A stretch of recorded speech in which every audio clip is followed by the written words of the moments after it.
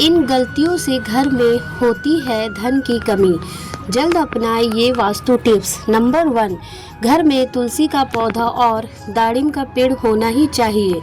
ये दोनों धन को बहुत शुभकारी होते हैं। तुलसी माता जगदम्बा का स्वरूप है। जब भी तुलसी सूख जाए, सावधान रहे, ये आपदा और धन के नाश का प्रतीक है। नंबर 2, अगर किसी भूखंड में ईशान कोण कट जाता है तो हरगिज ना खरीदे। ऐसे घर में रहने दरिद्रता भोगते हैं। उसी प्रकार अगर ईशान में स्थित शौचालय भी गरीबी और रोग को आमंत्रित करता है। नंबर 3, घर के उत्तर दिशा में रखा गया मछली कुंड सुख और संपत्ति को आमंत्रित करता है।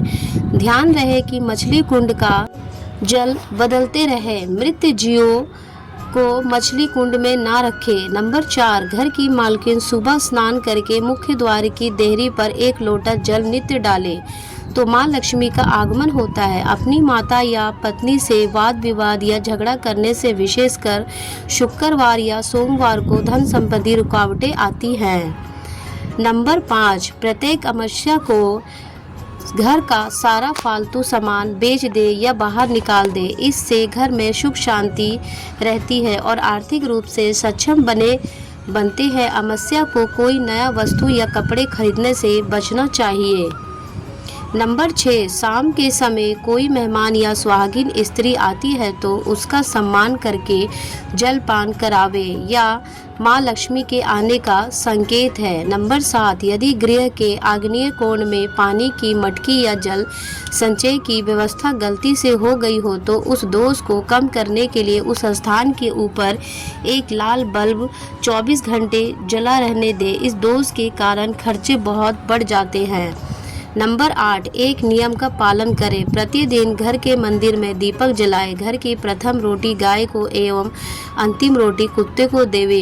इन बेजुबान जानवरों को रोटी देने पर भाग्य के दरवाजे खुल जाते हैं। नंबर 9, पीपल को विष्णु का अवतार कहा जाता है। प्रतिदिन पीपल को जल चढ़ाने से लक्ष्मी जी की प्रसन्नता प्राप्त होती है। अगर घर में पीपल हो तो कभी भी उसे नहीं कटवावे। इससे माता लक्ष्मी और विष्णु की अप्रसन्नता प्राप्त होती है। नंबर 10, कभी भी घर में 2 बार झाड़ू पोछा ना करें। एक बार के झाड़ू पोछा से नकारात्मक ऊर्जा समाप्त होती है तो दूसरी बार करने से सकारात्मक ऊर्जा समाप्त हो जाती है और देवी देवताओं का पालन हो जाता है।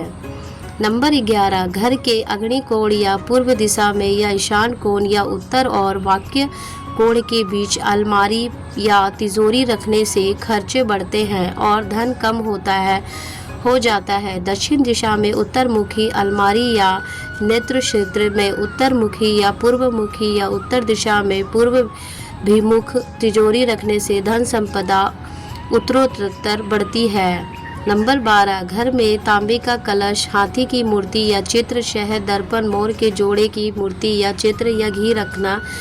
आइए मार्कंडेय पुराण के अनुसार ये वस्तुएं माँ लक्ष्मी को आमंत्रित करती है। इसके अलावा पूजा घर में स्वयं के कुल देवता या कुल देवी का स्थान जरूर होना चाहिए। नंबर 13, ईशान कोण में स्थित कमरे का दरवाजा पूर्वाभिमुख या उत्तराभिमुख रखने से धन की कमी नहीं रहती है। नंबर 14, घर के मध्य कोण को खाली होना चाहिए। यह ब्रह्मा का स्थान है। जब मध्य स्थान खाली हो जाता है तो घर में सुख संपदा का वर्चस्व रहता है। नंबर 15, अगर जल निकासी की व्यवस्था ईशान कोण की तरफ हो तो धन के लिए बहुत लाभकारी रहती है। इसके विपरीत पश्चिम या नैऋत्य की और जल निकासी या नाला हो तो सुख और धन का नाश करता है। नंबर 16, जब पूर्व में स्नान घर हो और वायव्य में दक्षिण दिशा में शौचालय हो तो धन प्राप्ति में बाधक नहीं बनता है। अन्य दिशाओं या कोण में प्रगति में बाधक बन जाता है। नंबर 17, ईशान यानी उत्तर पूर्व में जल संचय की व्यवस्था जैसे बोरिंग, कुआं, टैंक धन को बढ़ाने में बहुत सहायक होती है। जल पंच तत्वों में एक महत्वपूर्ण तत्व है। जल तत्वों का वास्तु में सहीनीय नियोजन धन का संपदा बढ़ाने वाला माना गया है। नंबर 18, अगर किसी मंदिर में नीचे आंगन में गिरा हुआ सिक्का या पुष्प मिल जाए तो लाल कपड़े में बांध कर रखें। उसको अपने पूजा घर या धन स्थान पर लाल कपड़े में रखें। या प्रभु का आशीर्वाद माना जाता है और धन संपदा में आकस्मिक लाभ होता है।